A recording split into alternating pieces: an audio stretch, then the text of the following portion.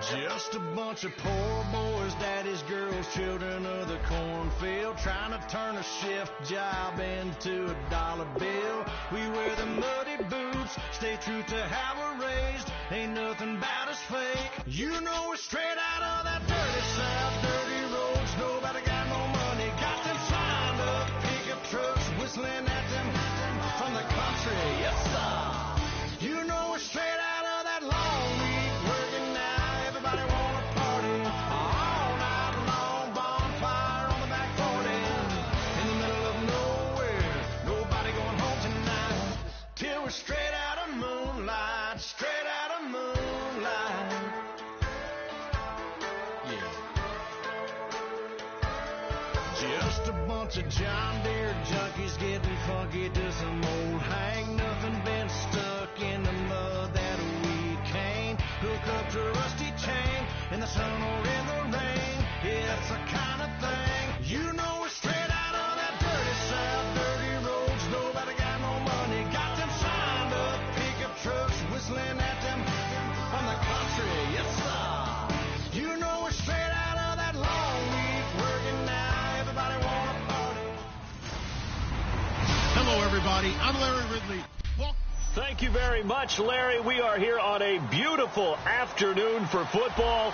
Today we've got a good NFC matchup lined up here between the Chicago Bears and the Seattle Seahawks. Stephen Hauschka now about set to get this one started. And off we go from Seattle. This one taken just inside the 10. And he'll get it up past the 20 to the 22-yard line.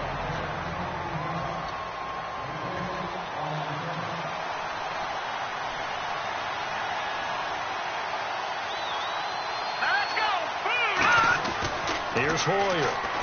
Out to the flat. That's complete to his running back. And he'll get to the 29-yard line, brought down there. Give him 7 on the play, and that'll make it a second down. A good, safe pass there right off the bat. That's almost a rhythm play. That's what we like to call it. Get them into rhythm early, something safe, something they're confident about, something they feel good. And once that's completed, then you just keep moving from there because the confidence elevates. Give them 11 yards that time and a new set of downs. And a new set of downs here after picking up the first on the ground. A good-looking run there by Jeremy Langford. And what I've always liked about him has been not just his versatility, but his perseverance. I think he's one of those backs that gets better as the game goes on and he gets increased carries. Does have some good toughness running inside. I remember when he was at Michigan State, at one point I did a game of his. He was listed as third-team left corner, played cornerback, receiver, and running back for the Spartans. Won a couple of Big Ten titles there as well. And nothing doing. He's immediately taken down at the line of scrimmage. He got maybe a half yard at most, but officially they'll be left with a 3rd and 2.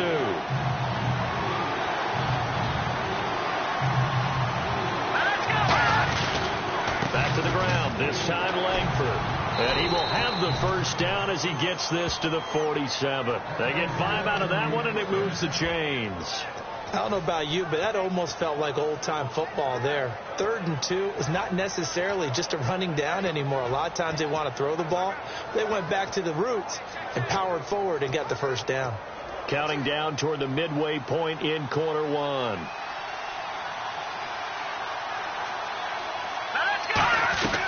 A first carry for the rookie, Jordan Howard. And now the rookie's free. Touchdown, Chicago. Jordan Howard, 47 yards. And the Bears have taken the early lead. So they start this game just like they won. Opening drive touchdown, a nice run there to finish it off. Yeah, that's what we call an explosive run because of the distance. And being able to do that, that puts a little uncertainty in the minds of your opponent. After the touchdown, Barth now to kick it away. Tyler Lockett now with a return. And he'll take this across the 25, couple extra yards up to the 27-yard line.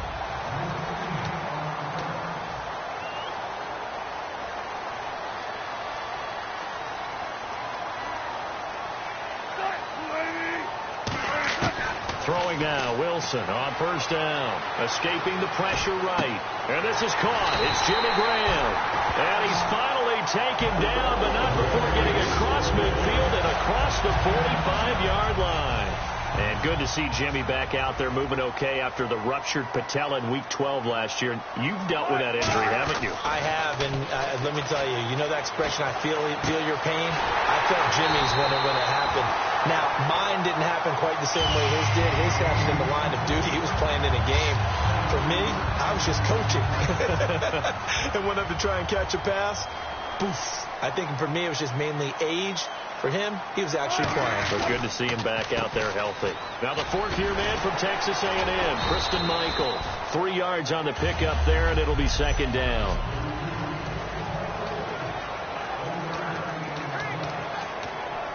Decent chunk of yardage still left here. 2nd and 7.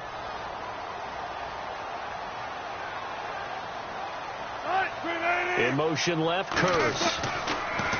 To throw is Wilson. And he is in for the Seattle touchdown. Doug Baldwin, an 18-yard touchdown grab. And the Seahawks just an extra point away from tying this thing up. And if you blinked, you probably missed that touchdown drive. It happened in a hurry. I was just putting mustard on my hot dog, and all of a sudden he's in the end zone. I've got to do a better job of paying attention with this quick strike offense. I thought you weren't going to tell your wife about the hot dogs in the booth thing. I just didn't I? Yeah, you did. You did.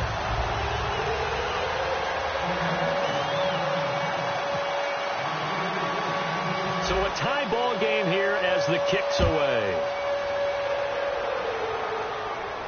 This is fielded a couple yards deep. And he's up past the 20 to the 22-yard line.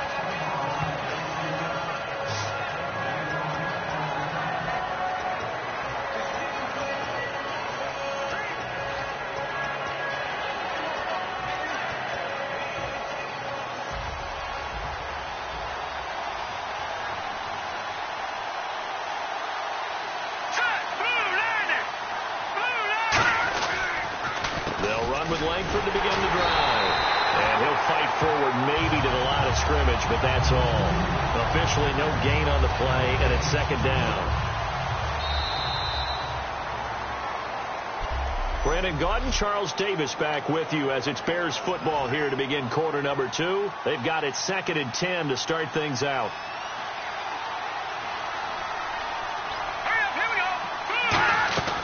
Hoyer. And incomplete there. A nice hit. Jars the ball free and brings up third down. Normally, he's pretty reliable. Usually catches what's thrown to him. On that play, he simply dropped it. So here we go now. An extra defensive back in there on 3rd and 10. A play-action fake. They'll look to throw. And he'll be grabbed from behind and slung down like a rag doll. Cliff Averill in there to drop him for a 6-yard loss, and that'll lead to a 4th down. Well, they went with a nickel. They throw in an extra defensive back. Coverage was very good. Yeah, it was exactly as you would expect. A passing down. You bring in the nickel package. Just as you described, the coverage was excellent and allowed one of their linemen to end up getting to the quarterback. And this will be down just inside the 30-yard line. Seattle now ready to march out of the field. And they were able to punch it in the end zone last time. They'll be looking to do that again here for the defense. Obviously, they'll be looking to stop them from punching it back in the end zone. It always is punch, counter punch, isn't it? And which team has the advantage? Well, let's just go back. Last time on offense, they rolled downfield, got to a good rhythm. You can see a little more bounce in and out of the huddle. You can see the sideline really get into the game. So defensively, you think to yourself, how do we take that away from them? How do we get the advantage back? Let's see what they come up with. I think pressure is always the first way to go. You love pressure. I love it. Let's see if they dial it up this drive.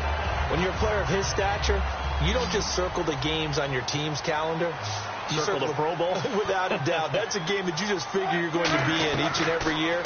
That's because of catches like that. That's why he goes. Oh, he's got a man wide open, complete. It's a gain of 21 that time. And it's good enough for a Seattle first. And those first downs do add up. The offense keeps the ball moving downfield and keeps their defense on the bench, giving them a chance to rest.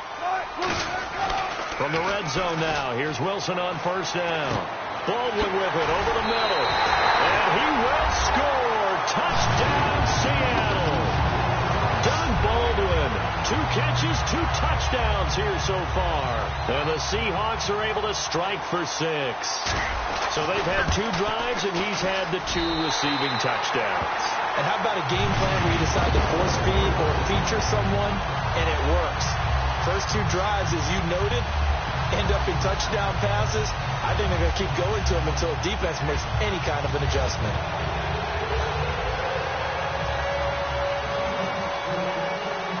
Hauschka now to send this one away following the score. This will be taken to the back of the end zone. And no run back here. This will be a touchback, and it comes out to the 25-yard line. And now the Bears coming out as they get ready. And on the last go-around, they really couldn't get anything going. They had to punt from deep inside their own territory, which means you're going to lose the field position battle as a general rule. What they're looking for now is a little more consistency, move the ball at least a few times on offense, get a couple of first downs, and hopefully flip the field. Yeah, just something to build off of. That's what they're looking for here. He was looking for Zach Miller as tight end there.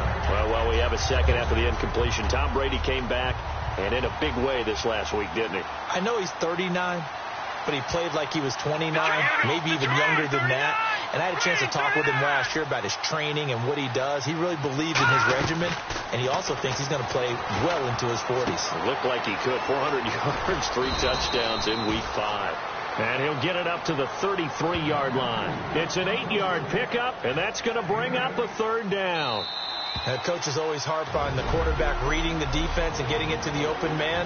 That's good recognition there. And how about what he did after the catch? Yeah, hit your tight end, let him get some rack. Yeah, when he gets moving, not many guys want to come over and put a hit on him, do they? Now Hoyer, he's going to leave this for his running back. It's complete. And he will have a first down as they get him to the ground at the 37. And they're going to speed things up here. They'll look to throw now on first down. And he just gets rid of it. Throws it away. A wise move there. Looked like nobody open. Now 2nd down. Well, a few weeks ago when we sat in the booth, I asked you a couple weeks in, how were the rookie quarterbacks adjusting? And the answer was pretty well. What have you thought now so far? Well, Dak Prescott leads the pack. His team has won 4 straight, and he still has yet to throw an interception. It's absolutely remarkable what he's done through the first 5 games. You look at Carson Wentz, finally threw an interception. Taking it right down Broadway. Touchdown, Chicago. Zach Miller, 63 yards. And the Bears are an extra point away from tying the football game. I know guys who design defenses, they try to prepare for everything. But you ignore the guy who plays tight end at your own peril. Yeah, and he's like having another wide receiver out there sometimes, right? Exactly right, because they're such a matchup nightmare, and they're hybrid guys. Are they receivers? Are they big guys that block? How about the one we just saw there? Catch it and go. Run after catch. The Seattle offense now set to come back out on the field. And they'll just simply be looking to build off the confidence of the last time out where they scored a touchdown. And confidence is powerful, isn't it? When you've scored once, you feel like you can go back out there and get it done again. Doesn't matter what the defense throws at them. They feel like they're in a groove right now, and they want to get out there and show it. Yeah, hoping to stay in that groove here this go-around.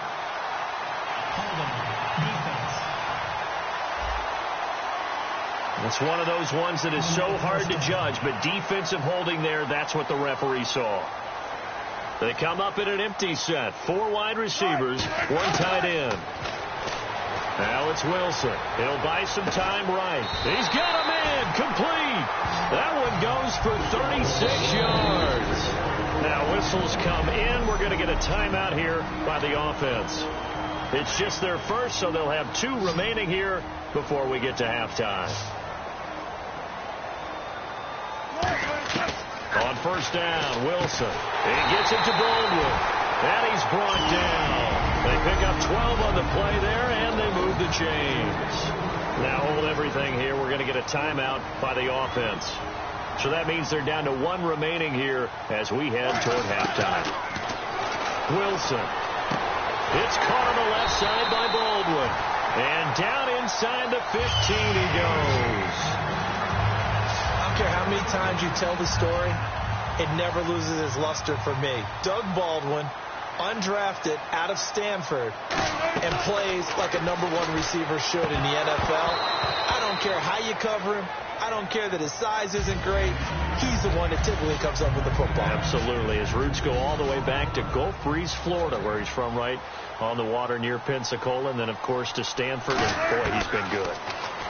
There's Will. He'll be hit and taken down at the 21. A well-designed corner blitz that gets him for a loss of 8 yards. The game plan for any defense is finding ways to make a quarterback uncomfortable in the pocket. When you bring pressure from all angles, you never know who's going to get home. In this case, the left cornerback, right in the face of him, puts him down. So Wilson will head to the sideline, and on comes Stephen Hauschka for the field goal. On the left hash mark, this a 38-yard attempt. Now whistles come in. We're going to get a timeout here by the offense. And with halftime on the horizon, they'll be out of timeouts from here forward. Wilson and the offense not coming off the field. They're going for it on 4th. They'll try and throw for it with Wilson, eluding the pressure right. And this is incomplete. Pete Carroll rolled the dice, but it didn't work out. And the Bears will get the football back. Now the Bears offense ready to take over again. And with time quickly fading here in the second quarter, not sure how aggressively, offensively they want to play this. I think we'll find out just how much they trust their guys in this situation if they decide to take a shot. 7 yards on the pickup there, and it'll leave them with a 2nd and 3. See if they stay on the ground for 2nd down. Langford again. So we've hit. Yeah, that's perfect. 2. Davis. Deep. I got to go. Okay, and sorry about that. Didn't know Larry got cut off early. We are back and ready for the 3rd quarter. And he'll get it up to about the 26-yard line, just across the 25.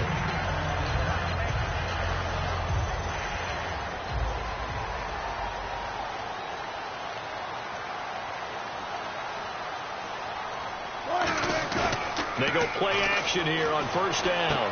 This is complete. It's Baldwin. And brought down, but not before reaching the 45-yard line. Love the call by the offensive coordinator, recognizing the situation very well, calling for the play-action pass, and completing it.